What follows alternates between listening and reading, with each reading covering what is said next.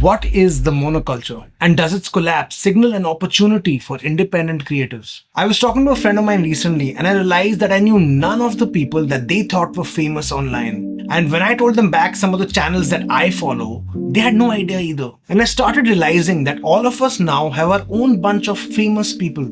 And we don't share much with our friends in terms of common viewing habits. I bet that even within our family, we will not know half the people on the other person's feed. And it struck me clear as day that we don't have shared idols anymore. Unlike, let's say, the 20th century where the world seemed to move together in perfect rhythm. We all watched the same shows, and as much as I tried to bury my young head in metal music, I still knew the songs that everyone knew around me. We all shared a common definition of what being famous meant. This shared culture is roughly what is referred to as the monoculture. But I really feel that that sense of a common shared mainstream is ending. And I think that in this chaos, there might be a sliver of opportunity for artists. In this video, I discuss what the monoculture was, why I think it's on its last legs, and what that means for artists and creative people moving forward. Chapter 1.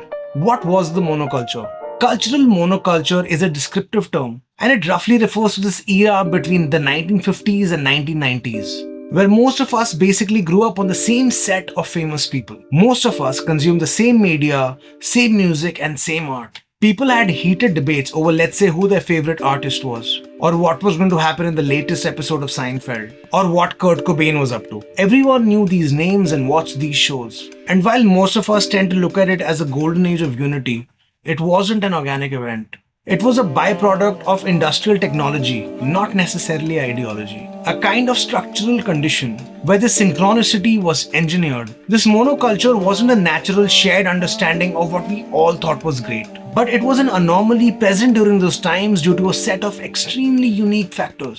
The first of these factors was the technology and the broadcast revolution. A few TV networks controlled the entire national and international conversation. Because these channels were few, the executives of these stations took calls on what everyone saw or heard. These were the true gatekeepers of the time. Secondly, the economic engine of the time. Mass media sold mass audience to mass advertisers, creating a perfect loop of production, consumption, and cultural uniformity. And thirdly, sociology. Shared cultural universals became the norm during this time period. The Beatles, MASH, Nirvana, these all became generational glue. Which is why if you see those 50 years from, let's say, 1950s to the early 2000s, each decade has a unique and specific cultural look, feel and aesthetic to it. It was a perfect loop. Mass media leads to mass advertising, which leads to mass consumption, which leads to mass culture. While a lot of us, including myself, are really nostalgic for this time period, I think I might be viewing this with rose-tinted glasses. The monoculture breaking down today is the breaking of an artificial bottleneck. Culture, I think, has always been diverse, fragmented, and local. This monoculture was that brief historical glitch where technology, economics, and ideology temporarily synchronized our human attention. Chapter 2. How the monoculture collapsed. The monoculture ending at this point is not a hypothesis, but is actually measurable. It's literally math. And funnily enough, the tipping point was reached this year in 2025. Streaming has now officially overtaken broadcast and cable combined. Around 44.8% of all TV time consumed in 2025 was streaming. And traditional cable and TV have fallen to around 44.2%. In the last 4 years alone, streaming has seen a 71% spike, while broadcast and cable have fallen 21% and 39% respectively. What's even starker at this point is the generational divide. An Ofcom study found that in 2025, only 48% of Gen Z watched any live TV at all, down from 76% of a similar age demographic in 2018. They spend triple that time on YouTube and TikTok. And beneath what seems like a cultural issue is a technical cause.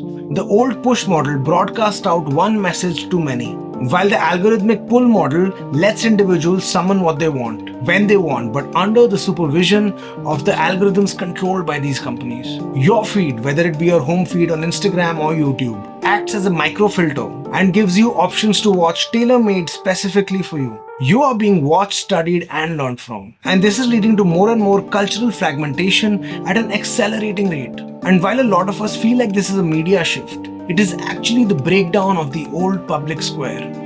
And this public square was what the old monoculture created. And the lack of that public square is what I think a lot of us feel nostalgic for.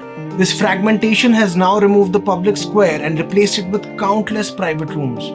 Writer Robin Sloan calls this the creation of many smaller, less public squares. The nostalgia for the monoculture is really grief for that lost collective space that we all once shared. Chapter 3.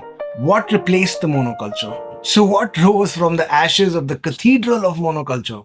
Countless microcultures, fandoms and tribes. Instead of a giant homogeneous mainstream, we're now living under a constellation of subculture. Hashtag book talk, hashtag witch talk, hashtag cottagecore, vaporwave, bedroom jazz. Entire ecosystems thriving in digital corners. Each of these has its own heroes, humor, and to an extent even their own language. Kane Music, a small Berlin electronic collective, racked up to 100 million TikTok views before anyone even knew their name. That's niche virality. Success that doesn't need the mainstream or rely on the economic engine of the monoculture to find an audience. Earlier, I think cultural impact was measured by how many people saw something, whereas how deeply it connects with your tribe or your people is a more reasonable measure of success at this time.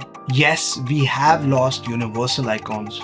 There will never be another Beatles or Michael Jackson. And this is because the audiences no longer gather in the same place, not because the artists themselves aren't great. In fact, some of the most talented musicians I've ever seen exist right now on YouTube and Instagram. The MASH finale pulled together 83 million viewers. No single event today I think could unite a tenth of that. But this means that as a culture and a society, and as artists who live within it, we have to start reframing what our goals for outreach should be. We have lost the breadth of monoculture of the mainstream. But what we might be gaining is depth and connection, which new microcultures or digital tribes might bring. Chapter 4. What this means for artists. The collapse of the mainstream and its probable complete destruction in the years to come marks the largest decentralization of creative power in over a century. And while it is a strange dystopian digital new era, what it might mean for artists like you and for artists like me is very interesting. We might actually be able to create our art without corporate interference.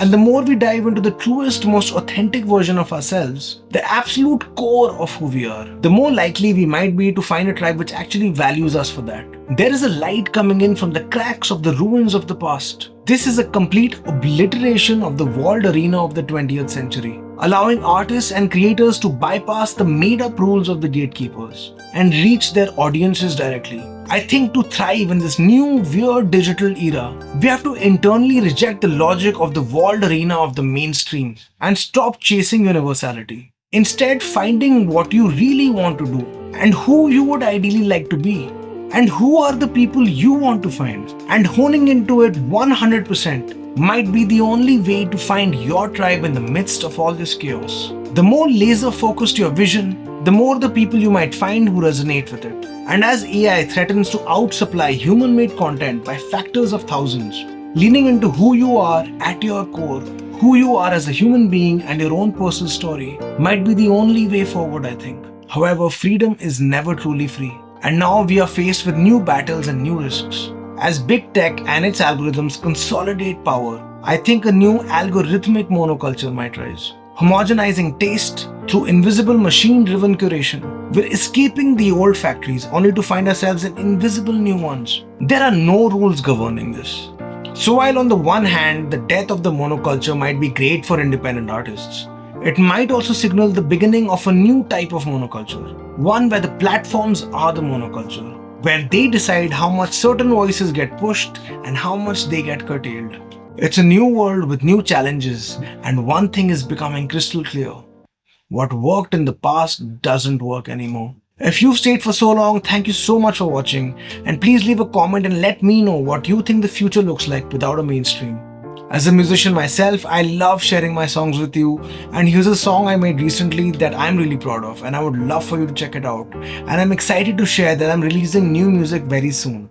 And if you prefer more of these talking head style videos, here's a video I think you might like. If you liked or felt anything at all, please leave a comment. I would love to connect with you.